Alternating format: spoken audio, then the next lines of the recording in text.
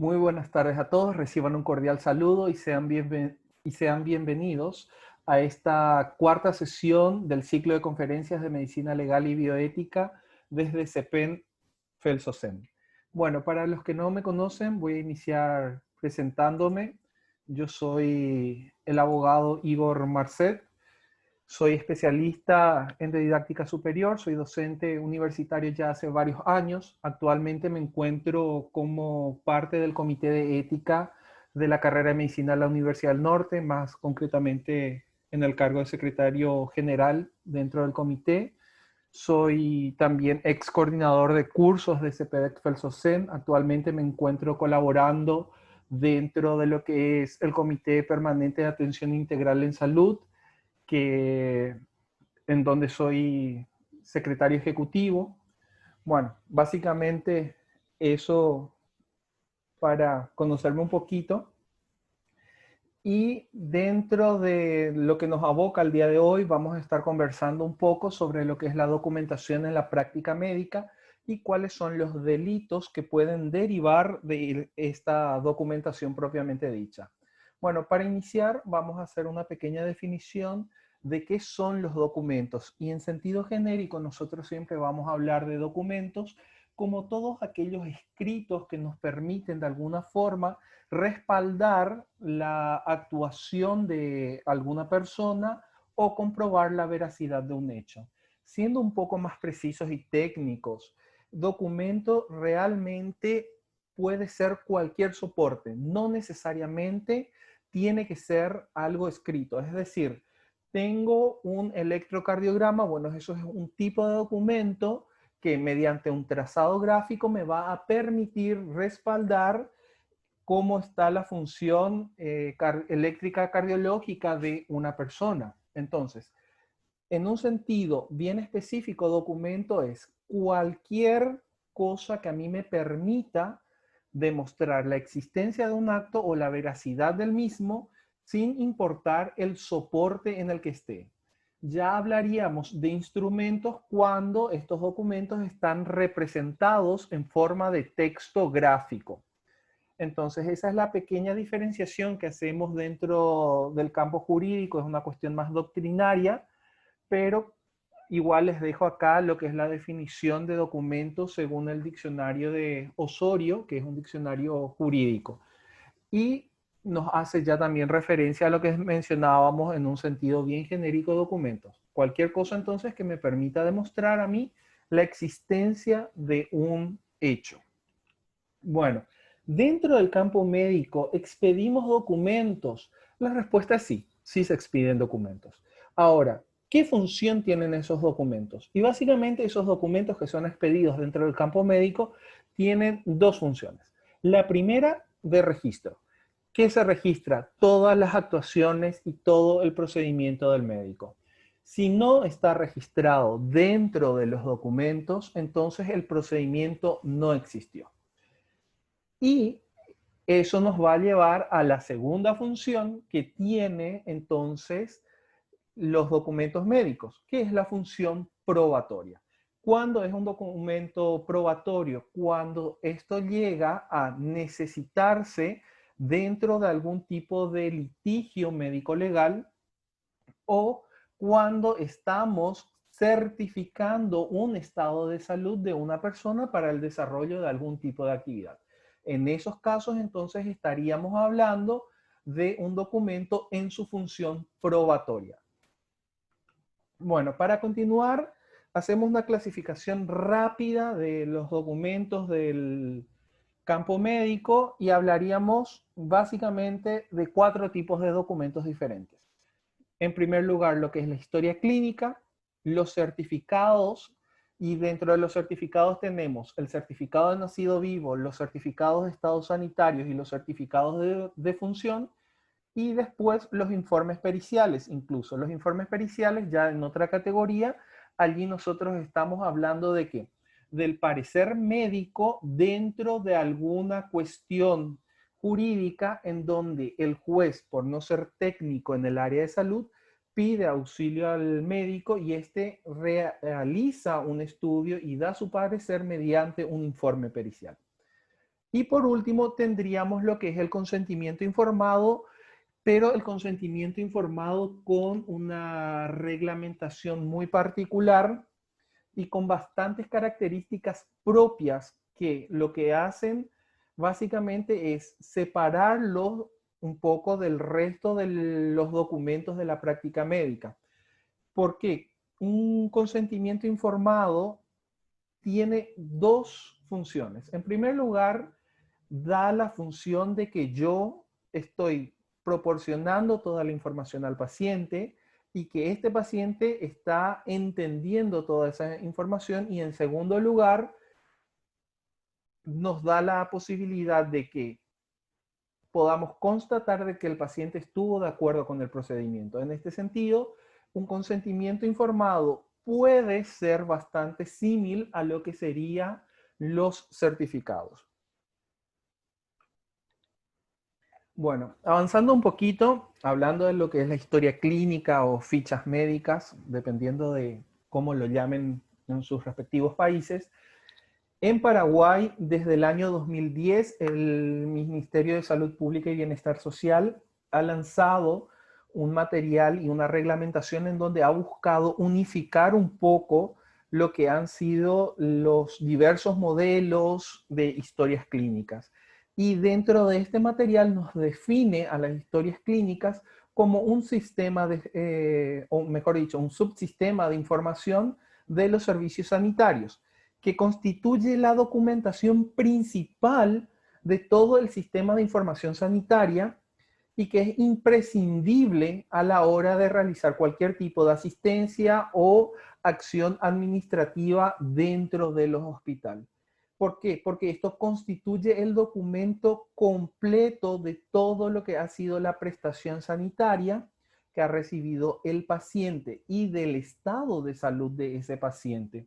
Entonces, he allí la importancia de lo que es la historia clínica, ya que es el principal registro que nosotros tenemos de el estado de salud del paciente y de los procedimientos que yo, médico, he podido realizar dentro del campo médico, o sea, dentro de la actuación de los actos médicos, mejor dicho. Bueno, continuamos. En Paraguay, básicamente nuestra historia clínica consta de 68 preguntas divididas en 5 secciones grandes. La primera de ellas destinada a todos los datos generales del establecimiento de salud y del paciente de forma a identificar dónde se realizó la historia clínica y a quién se la realizaron. En segundo lugar, las preguntas de anamnesis, que justamente tiene que ver con todos los antecedentes de la enfermedad de las personas, con todos los componentes genéticos incluso que pudieran tener cuando hablamos de los antecedentes patológicos familiares, por ejemplo. En tercer lugar, tenemos lo que ya es el examen físico, que es lo que se le realiza al paciente al momento en que está ingresando a la consulta o al servicio. Ya cuando yo lo inspecciono y voy a confirmar aquellos signos que de repente él pudiera estar teniendo o aquellos síntomas que él me pudo haber manifestado. También tenemos una cuarta parte donde se establece ya el diagnóstico y la terapéutica a seguir, y la quinta parte donde se dan los datos del alta y los tratamientos o futuras consultas a las cuales el paciente debería de concurrir. Esto se ha estandarizado en Paraguay de forma a que, independientemente al servicio de salud en el cual nos encontremos, pueda ser utilizado la historia clínica. Es decir, consultó en ginecología, bueno, la historia clínica está preparada para poder soportar esa carga de información. De hecho, algunas de las características que se han incorporado es que tiene como que los espacios más definidos y eso resta la posibilidad a realizar muchas observaciones que no deberían muchas veces de estar incluidas. O sea, en mi parecer como médico, no debería estar incluido dentro de la historia clínica, entendiéndose parecer en el sentido de opiniones. Solamente aquello que efectivamente se puede constatar y que yo he actuado. Esas dos cosas son las que siempre deben estar asentadas dentro de las historias clínicas. Bueno, hablar de la importancia de la historia clínica. En primer lugar, nos facilita tener una información del paciente cuando lo estamos viendo por primera vez. Si ya consultó con alguna otra persona antes, entonces yo ya tengo ciertos datos con los cuales puedo empezar a trabajar. A partir de allí es entonces en donde nos proporciona una información previa del paciente, de sus condiciones de vida, de aquellos aspectos que pudieran ser patológicos hereditarios incluso.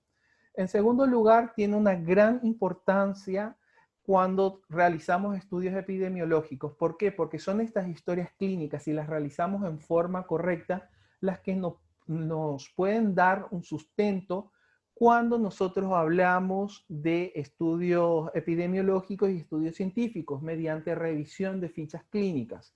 Es allí donde yo, revisando las fichas clínicas de un centro hospitalario, puedo entonces establecer cuál ha sido la dinámica de algún tipo de patología, la epidemiología de algo dentro de el área de influencia de ese centro sanitario. Ya a un nivel más macro, si se realiza esto en varios centros, me puede dar una estadística a nivel país. Esto sacando un poco de lado aquellas enfermedades que son de notificación obligatoria por la OMS y también por los ministerios de salud de cada país, que tienen algunas pequeñas variaciones de repente. Pero siempre me va a dar la casuística entonces de ciertas condiciones epidemiológicas de mi población local. En tercer lugar, tenemos en lo que es el ámbito de la docencia. Muchos de los que somos estudiantes actualmente en medicina hemos pasado ya por algún centro hospitalario y hemos podido tener un poco contacto con lo que han sido estas historias clínicas, y nos sirven para poder hacer de repente discusión de casos clínicos, en el cual vamos entrenando un poco el ojo, vamos entrenando un poco el pienso de cómo se presenta una patología sin estar en contacto directo muchas veces con el paciente. Esto es muy útil cuando hablamos de patologías raras incluso. Y además de eso, en el ámbito de la docencia también entender de que el que yo llene correctamente una historia clínica es parte de ese ámbito de aprendizaje. Y por último, tendríamos también lo que es la documentación médico-legal, que aquí es donde nosotros hablamos del sentido probatorio de la historia clínica. Si llegamos a un litigio por X conflicto que pudiésemos tener, entonces va a ser nuestra historia clínica la que nos va a permitir defendernos como profesionales médicos o condenarnos si es que no hemos realizado un procedimiento en forma adecuada o no hemos completado la historia clínica y nos quedamos con el vacío jurídico. Bueno, clasificando un poco las historias clínicas, podemos tener una historia clínica mayor o completa, que es aquella historia clínica general que la hacemos en varias sesiones con el paciente, porque vamos a analizar todos los aspectos de la vida de este paciente. Las historias clínicas menores, que generalmente son utilizadas dentro de las especialidades que se ocupan solamente de ver un aparato o un determinado aspecto de la salud del paciente. Y por último, las historias clínicas de emergencias, que son mucho más breves, que van directamente a la situación específica que debe de ser atendida. ¿Hay más formas de clasificarla? Sí, hay más formas de clasificarla. Por especialidad médica, podemos clasificarla también según el formato. Si esta historia clínica es escrita en papel y vamos a necesitar un sistema de almacenaje específico para esto, o si fuese una historia clínica electrónica. La tendencia actual a nivel mundial es que se busque justamente que las historias clínicas sean electrónicas, porque esto nos permite generar una red de información mucho más amplia que va a estar disponible más fácilmente a todos los profesionales de salud, y con lo que nos permitiría también realizar una intervención más adecuada y precisa dentro del estado de salud de un determinado paciente. Cuando hablamos de quién es la historia clínica, ¿a quién le pertenece esa historia clínica? Bueno, allí dentro del campo jurídico, al menos doctrinalmente hablando, tenemos 4 grandes teorías. La primera de ellas, que habla que la teoría, que es la teoría de la propiedad del médico, dice que la historia clínica es del médico. ¿Por qué? Porque yo, médico profesional de salud, soy el que elaboro esa historia clínica. Entonces, si trasladásemos esto al campo de propiedad intelectual, yo me convertiría como médico en el autor de la historia clínica. Es decir, soy yo el que está revisando los datos y es mi conocimiento el que está pudiendo hacer una interpretación y una redacción de esa información. Eh, He visto su nivel de hemoglobina y eso me hace pensar en una anemia y es por el conocimiento médico que yo tengo, entonces que estoy pudiendo diagnosticar la anemia. Entonces, en ese caso, dentro de esta teoría se piensa que es el médico entonces el autor de esa historia clínica y que es él el que debe de encargarse también del correcto resguardo de lo que es esta historia clínica. ¿Cuál es la función del paciente? Y bueno, y el paciente mediante un contrato vino junto a mí y va a ser el instrumento básicamente sobre el cual yo estoy trabajando. Entonces, la aportación del paciente en este sentido sería bastante escasa. Él sería básicamente un número que yo estoy trabajando como autor intelectual de esta historia clínica. Ya cuando hablamos de las otras 3 teorías, se las pongo así para no hacerlas muy extensas, eh, hablaríamos un poco del cuándo es el paciente. Bueno, pero si es el médico el dueño, porque son sus conocimientos los que hicieron la interpretación de la historia clínica, de los signos y síntomas que yo tengo y le permitió construir la historia clínica, perfecto.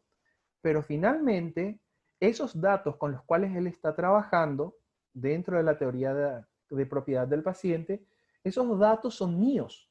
Yo, como ser humano, como persona, tengo derecho a que la información que sea de carácter personal, yo pueda decidir cuándo va a tomar estado público y no, cuándo esta información personal puede ser asentada en registros o no. De hecho, cuando hablamos de lo que son datos de salud, estos datos son considerados datos personales y que son sumamente íntimos. Es decir, si la persona no decide revelarlos, no se pueden revelar. Es acá en donde salen a discutir y se dice, bueno, perfecto, esa información vos médico supiste entenderla toda, perfecto, no hay problema con eso, pero esos datos son míos.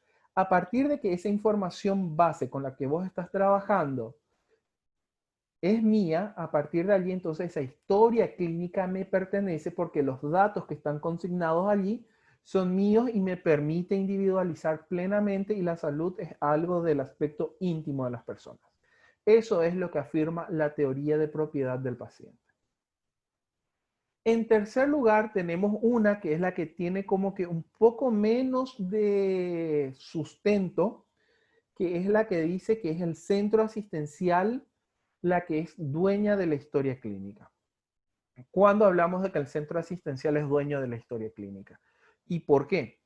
Porque yo, médico o yo, paciente, puedo consultar en varios centros asistenciales diferentes, pero cada centro asistencial es responsable de la historia clínica que se realizó en ese centro asistencial. Por eso es que dentro de la primera parte de la historia clínica hay que identificar no solo al paciente, sino al centro asistencial también, porque ese centro asistencial va a ser responsable de guardar esa historia clínica, de resguardar la información que está allí y es la que va a poder utilizar básicamente esa información de forma más fácil y rápida a la hora de establecer ciertas cuestiones epidemiológicas y de casuística.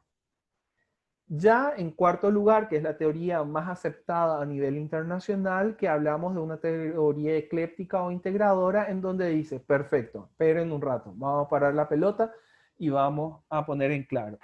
El médico interpreta los datos, es correcto, tiene participación.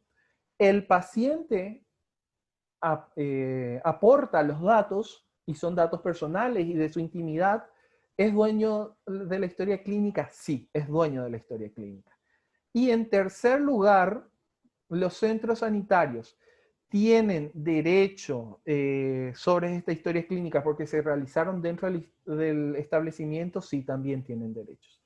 Entonces, ¿qué es lo que nos plantea esta teoría integradora? Que la historia clínica es del paciente y que la información, el acceso a esa historia clínica no se le puede negar al paciente. O sea, si yo me voy a cualquier centro asistenciario en donde he consultado y solicito mi ficha clínica, ellos no tienen por qué negarme esa información. ¿Pueden entregarme la historia clínica en sí? No, porque ellos se quedarían sin el instrumento probatorio. Pueden darme una copia, pero negarme el acceso a mi información personal no lo pueden hacer.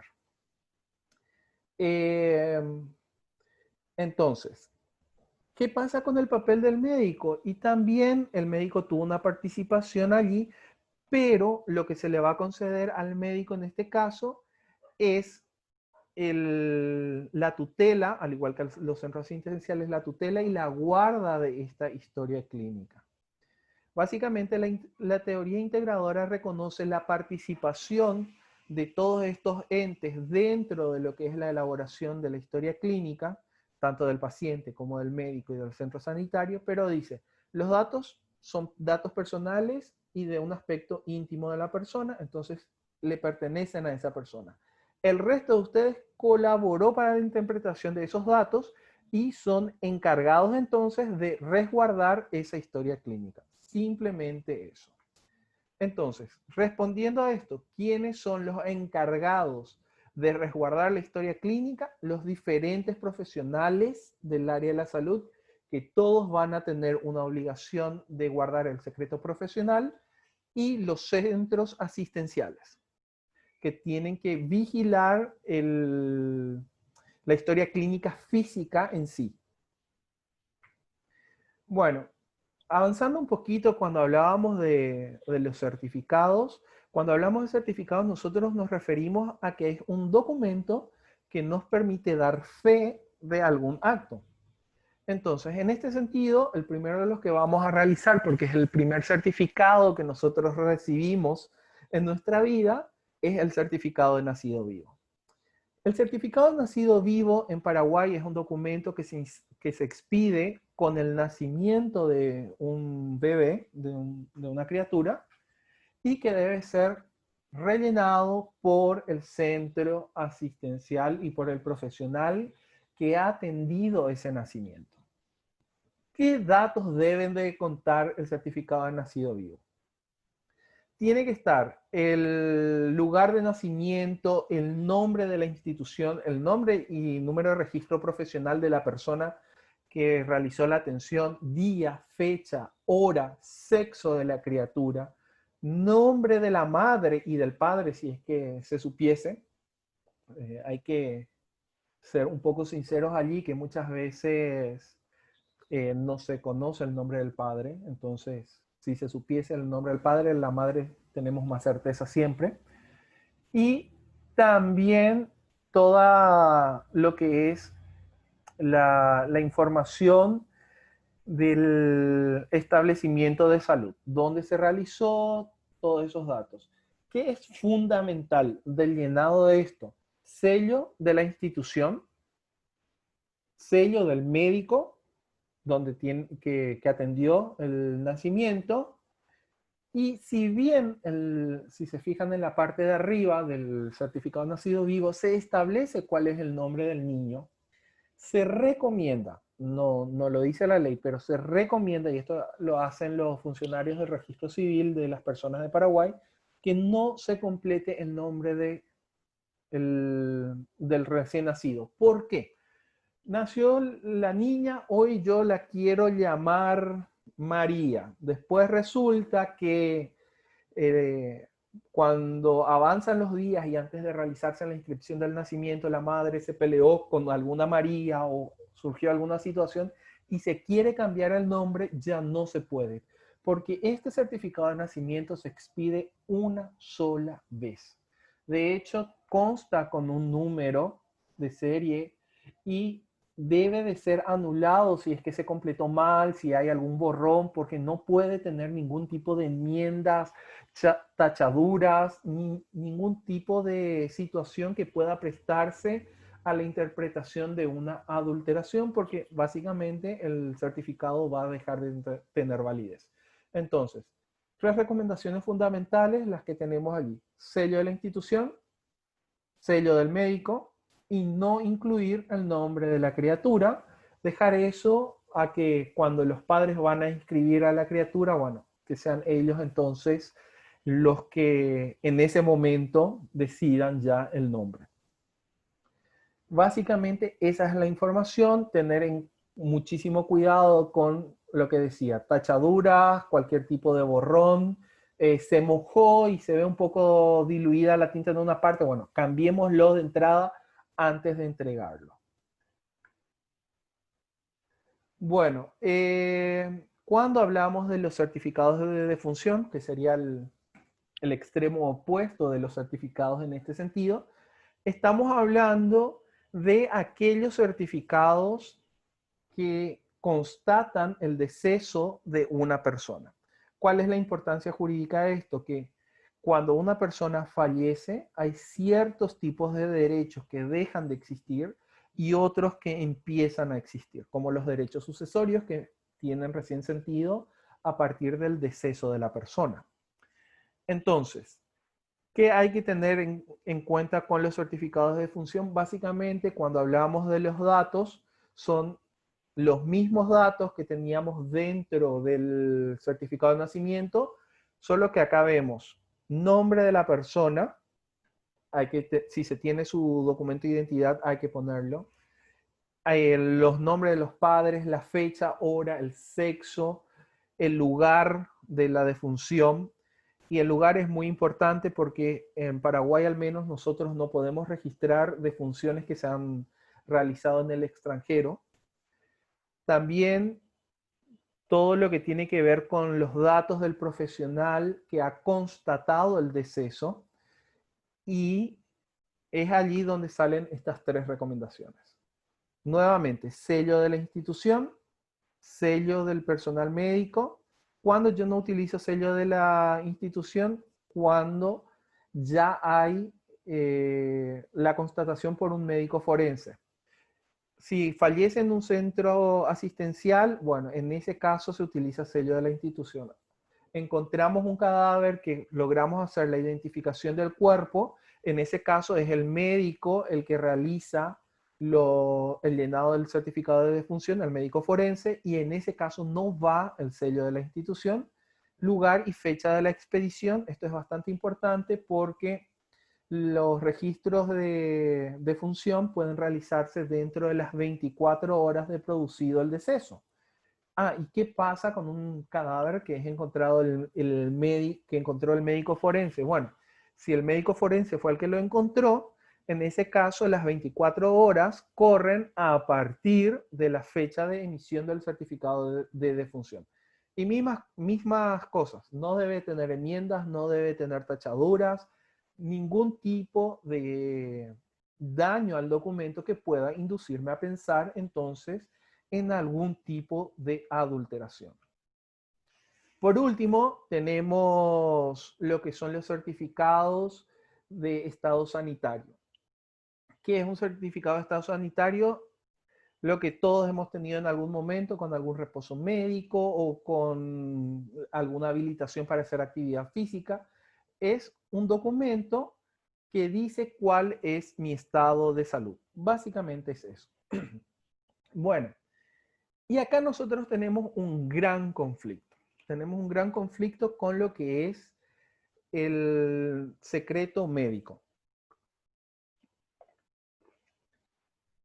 ¿Por qué digo tenemos un gran conflicto? Al menos en Paraguay se acostumbra mucho que en los trabajos, en los lugares de trabajo y en algunas instituciones educativas, cuando una persona se ha ausentado, se le solicita el certificado de reposo y se pide que dentro de ese certificado de reposo esté constatado cuál ha sido la patología de base o la enfermedad que ha tenido esa persona para que necesite ese reposo.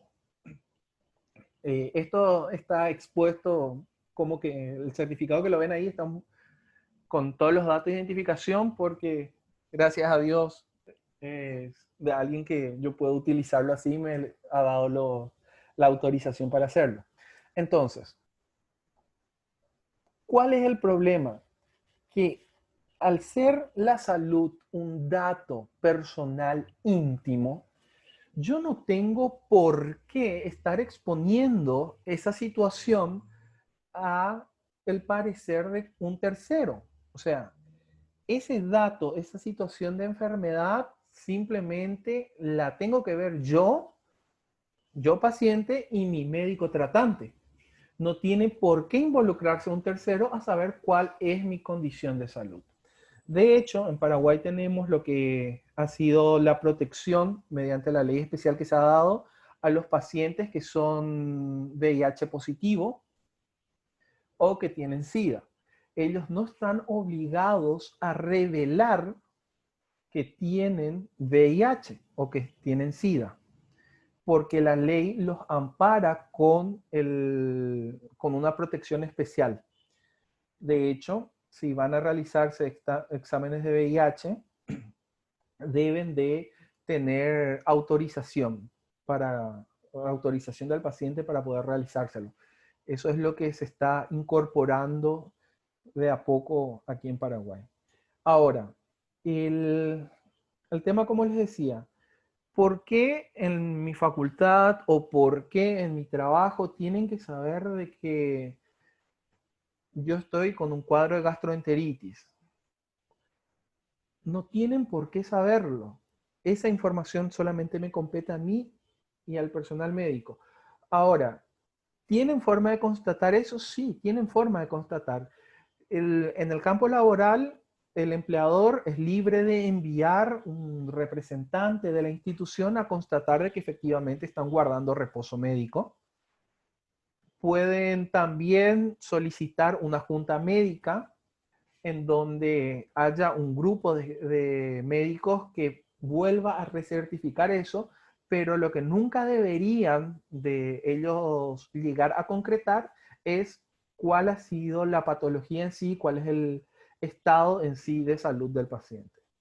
El paciente debe de guardar reposo, punto. Se le tiene que creer al médico, él tiene la historia clínica, él tiene los datos para resguardar eso. O sea, para confirmar que efectivamente esa persona era acreedora de ese reposo. Ahora, también allí nos va a surgir de repente el tema de, bueno, ¿y qué pasa con las personas que utilizan certificados médicos falsos? Y vamos a llegar a eso un poquito más adelante cuando empezamos a hablar de los delitos.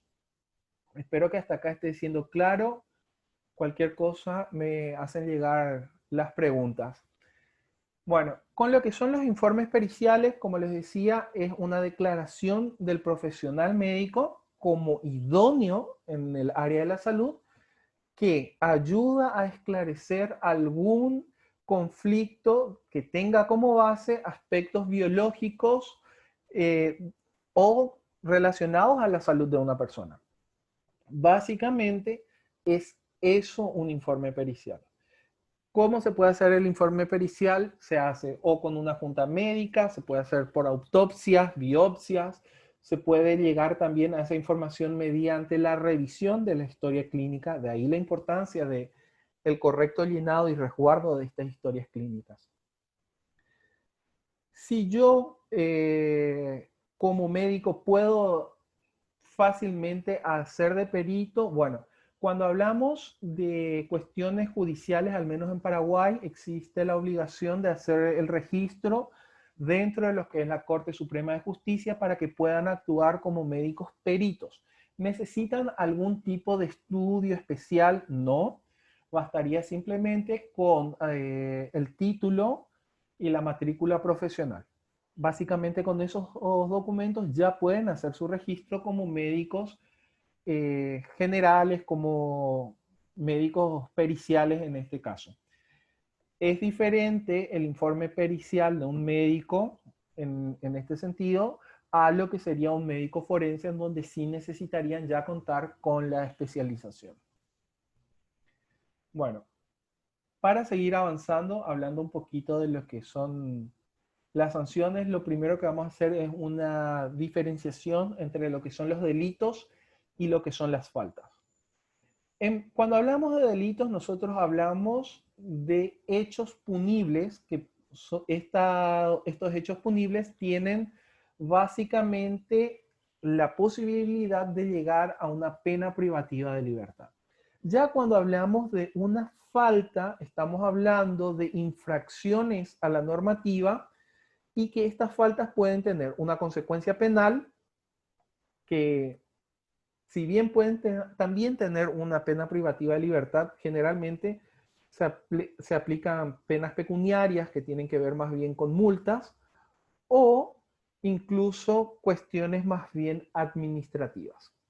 Entonces, ¿cuál es la diferencia entre un delito y una falta? La gravedad del hecho, básicamente es esa la diferenciación que tenemos entre delitos y faltas. Cuando hablemos un poco en la próxima sesión de lo que de lo que es la responsabilidad médico-legal, entonces vamos a hacer un poco más profunda esta diferenciación. Bueno, ¿cuáles son entonces las faltas que se establecen? Dentro de lo que es el Código Sanitario, nosotros tenemos amonestaciones que son para los casos leves que no tengan antecedentes. ¿Y a qué yo puedo aplicar una amonestación o a qué se pueden aplicar cualquier tipo de faltas, de sanciones de las faltas? A cualquier incumplimiento que vaya en contra del Código Sanitario. Después tenemos lo que son las multas, que son en caso de faltas moderadas, que pueden ser hasta 100 jornales. Después tendríamos un poco lo que es el decomiso cuando se trata de infracciones que nosotros encontramos en medicación adulterada. Pasa mucho de repente cuando algún centro asistencial ha vendido medicación que es proporcionada por el mismo estado, entonces en esos casos se procede a al decomiso de la medicación. Bueno, tenemos también lo que es la suspensión del ejercicio profesional hasta 6 meses en casos graves. La cancelación de la matrícula también podría darse, en este caso, hasta 3 años. Y la clausura de un lugar cuando hablamos de que hay alguna normativa que esté infringiendo las condiciones físicas en las cuales deba de estar un centro asistencial. Bueno, ¿cuáles son esas faltas? Una de ellas es el ejercicio ilegal de la medicina. Cuando yo realizo un ejercicio ilegal de la medicina, cuando yo no tengo el título de médico, tenemos muchos casos todavía lastimosamente de esos. También en el caso que yo no esté autorizado para ese ejercicio, es decir, hay algún tipo de incompatibilidad. Yo tengo el título médico, pero no estoy autorizado para el ejercicio. Un caso muy sencillo de esto sería, yo me recibí de médico en Paraguay, cruzo la frontera, me voy a Brasil y quiero actuar como médico allí. No lo puedo hacer. ¿Por qué? Porque yo no cumplo con los requisitos jurídicos para el ejercicio de la medicina en ese país. Es decir, tengo título habilitante, pero no estoy autorizado. Lo mismo pasaría si alguien quiere del extranjero sin hacer los procesos de homologación de título y la matriculación como profesional, ejercer la medicina dentro de Paraguay. Después tenemos aquellas personas que excedan los límites de la autorización. Algo que yo encuentro muy gracioso dentro de nuestro sistema sanitario, o dentro de las costumbres más bien en Paraguay, es que donde la gente acude cuando se siente mal. La gente no va al médico muchas veces, o va junto a lo que nosotros llamamos médico ñaná, que es una especie de médico naturalista sin una formación técnica realmente, o acude al farmacéutico. Y el farmacéutico le dice, ah, no, vos tenés que tomar este remedio de esta forma para que te mejores. Ahora, ese farmacéutico está autorizado para poder recetar una medicación y no. Más todavía cuando él está haciendo un diagnóstico o dando una medicación, muchas veces sin diagnóstico, en base a una intuición más que otra cosa, porque él no ha realizado ningún estudio, tiene una información muy limitada del paciente, entonces no está él autorizado para hacer eso y se está excediendo en los límites de su autorización legal. Mismo pasaría en el caso del personal de enfermería, que en nuestro país, en Paraguay al menos, no está autorizado a realizar ningún tipo de receta médica. Entonces, en esos casos sí se está hablando de que hay una falta que va contra lo que es el código sanitario. Bueno, ya cuando hablamos un poquito de delitos, nosotros vamos a ver que dentro de los delitos, en el Código Penal paraguayo, nosotros hablamos de, en primer lugar, la expedición de certificados de salud de contenido falso. Y acá el código va a sancionar al profesional que emite ese certificado de salud falso. El certificado en sí es verdadero, cumple con todos los requisitos, el sello del profesional, la firma del mismo profesional, tiene un membrete, todo dentro del certificado, pero el contenido es falso. Es bastante común de repente que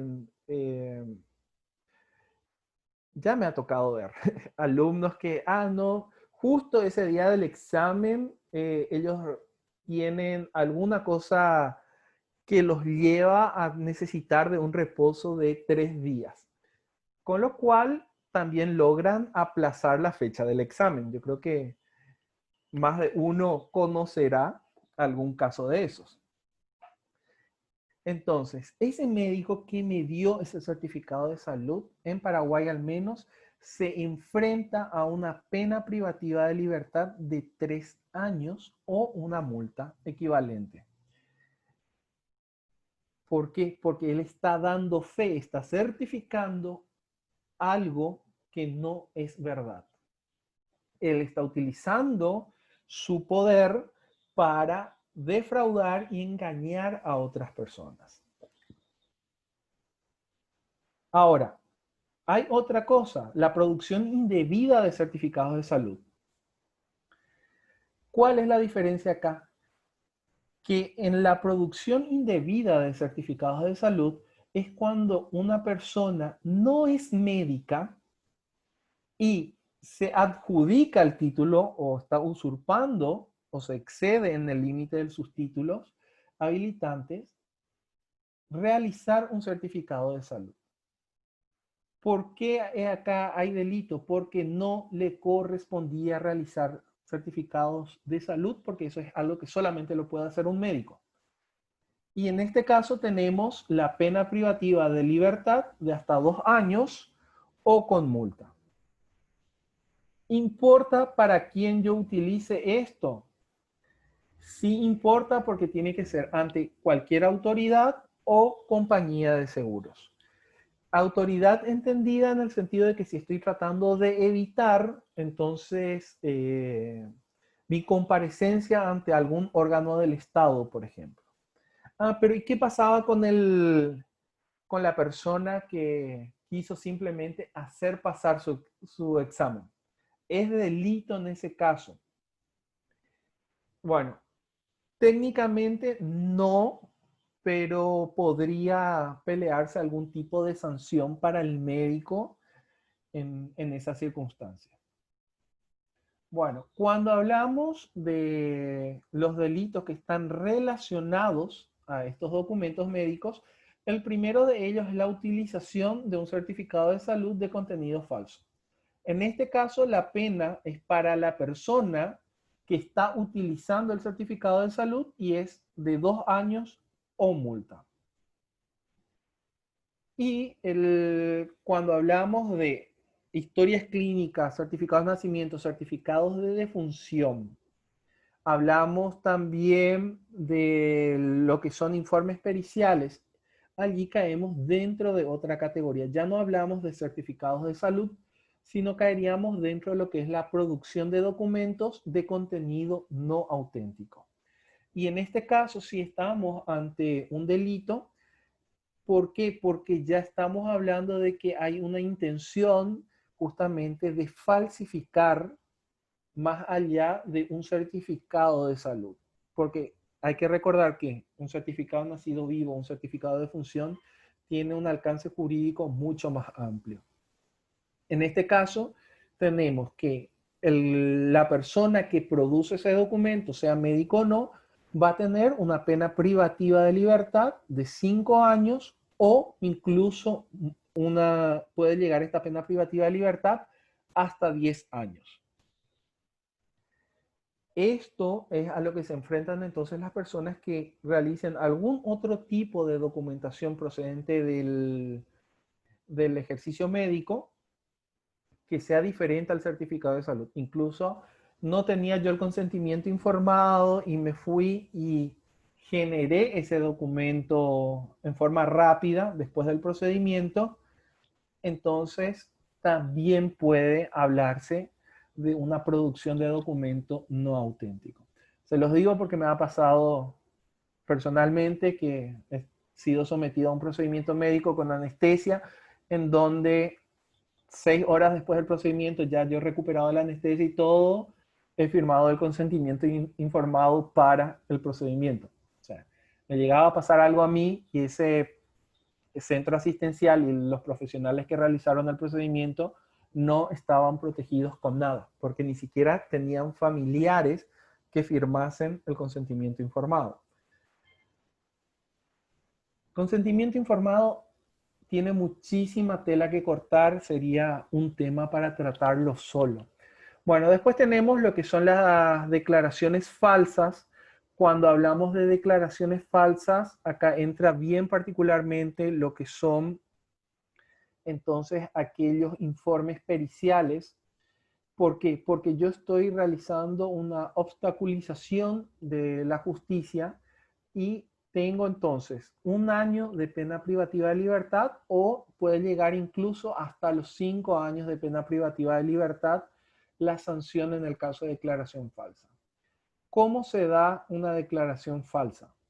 Bueno, es cuando yo tengo que comparecer o algún ente del Estado que está ejerciendo la justicia me pide mi parecer y yo miento dentro de eso. Básicamente es eso la declaración falsa. Después tenemos la producción inmediata de documentos públicos de contenido falso, que también se puede dar, y esto principalmente se va a dar dentro de lo que son las historias clínicas y los certificados de nacido vivo y de defunción, en cuanto yo profesional tomo un documento que es de carácter público. ¿Y qué es un documento de carácter público? Y cualquier documento que sea emanado por algún funcionario del Estado en el ejercicio de su profesión, eso ya constituye un documento público. Es decir, yo trabajo para el Ministerio de Salud y doy un certificado de defunción a una persona para desaparecer del planeta y que tenga otra identidad posteriormente. Bueno, estoy haciendo una producción de documentos públicos de contenido falso en donde yo tengo la pena privativa de libertad entre 5 años a 10 años. ¿Pueden concurrir estos diferentes delitos en un mismo caso? Sí pueden concurrir. ¿Qué pasa con las penas en ese sentido? Bueno, dentro de Paraguay nosotros vamos a tener un concurso de penas que lo que va a hacer es tomar la pena máxima del delito más leve como margen inferior y la pena máxima del delito más grave como margen superior.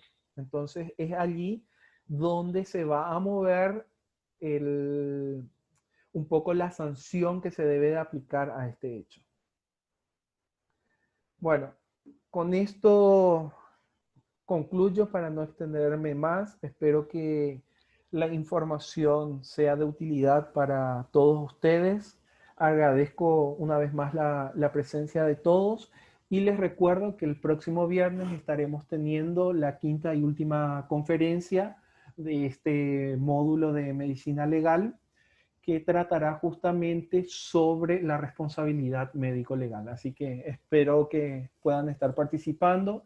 Agradezco también una vez más la confianza del Comité Permanente de Educación Médica para pedirme esta colaboración, para poder darme la oportunidad también de aportar un poquito a todos los compañeros de Latinoamérica desde lo que yo conozco, de lo que ha sido mi ejercicio profesional y más nada que gracias.